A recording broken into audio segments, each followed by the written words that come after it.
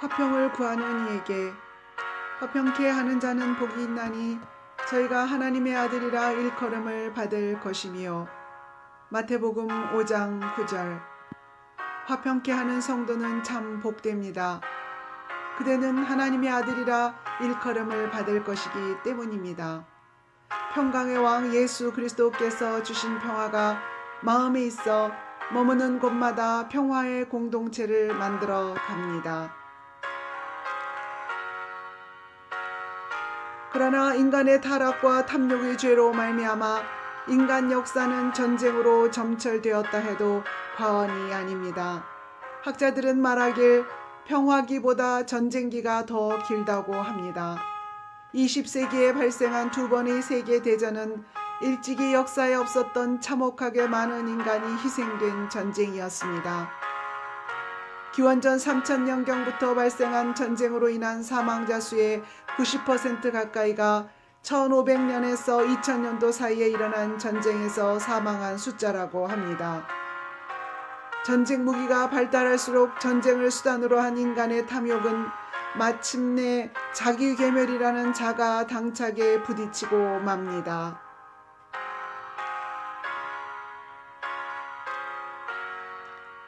평화를 원한다면 힘을 기르라는 기치 아래 세상 나라는 무력 대결이 강화되어 가고 있습니다. 힘의 절대적인 우위에서 얻어지는 위장된 세계 평화입니다. 뿐만 아니라 사회적 기준에서 극단적으로 이탈된 각종 인격장애는 다수로 심화되어져 가고 있습니다.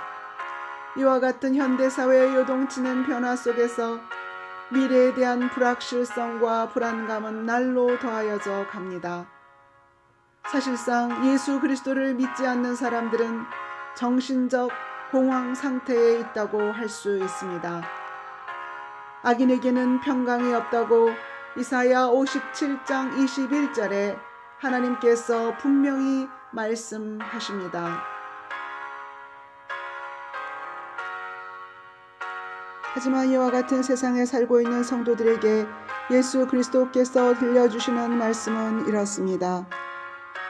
평안을 너희에게 끼치노니 곧 나의 평안을 너희에게 주노라. 내가 너희에게 주는 것은 세상이 주는 것과 같지 아니하니라. 너희는 마음에 근심하지도 말고 두려워하지도 말라. 요한복음 14장 27절.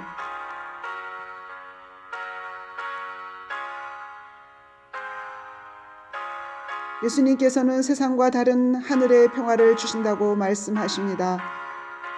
예수님을 진정 만난 성도라면 누구나 예수님께서 주시는 평화를 받습니다.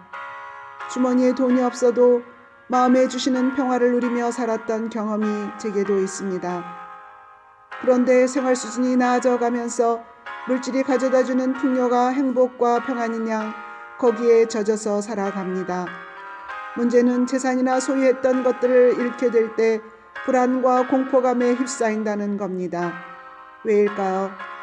그것은 세상이 주는 상대적 평화로서 인간의 탐심에서 발로한 물질, 권력, 지식 등이 만들어낸 일시적인 만족감에 불과하기 때문입니다.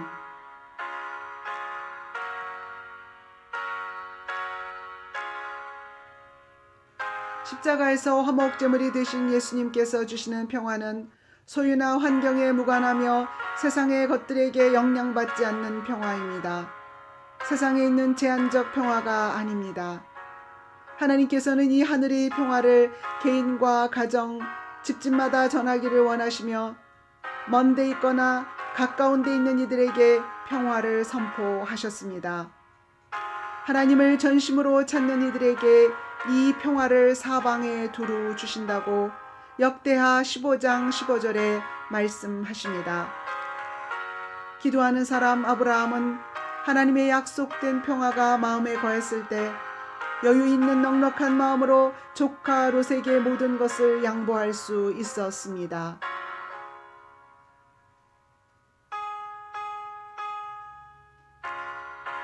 아브라함처럼 주님의 평안으로 형제 자매들을 대하지 못한 지난날의 죄를 회개합니다. 주님, 용서하여 주시옵소서.